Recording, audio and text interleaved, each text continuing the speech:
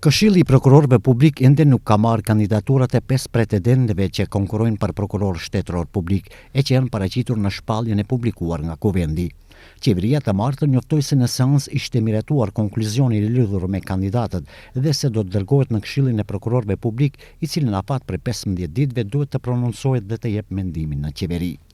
Kryetari i Këshillit të prokurorëve publik Bashkim Besimi deklaroi se pasi ti pranojnë dhe shqyrtojnë kandidaturat, do të veprojnë konform afatit ligjor. Do ovaj moment uštene stignale kandidatite, prijavljeni u oglas.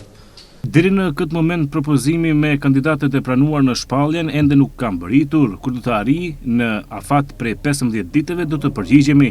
Në parimi dim të gjithë kandidatët që janë paraqitur dhe të vendosim në seancë të ta njoftojmë qeverinë brenda afatit ligjor.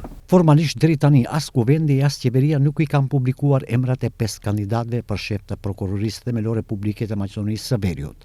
Por në opinion dihet se në garë janë ushtruesja e detyrës prokurore shtetërore Anita Topolova Isajlovska, prokurorja Lenqe Ristovska, gjykatësi penales Nenad Savevski, ish kryetari i gjykatës penale Vladimir Panshevski dhe prokurorja Lidia Rajčević.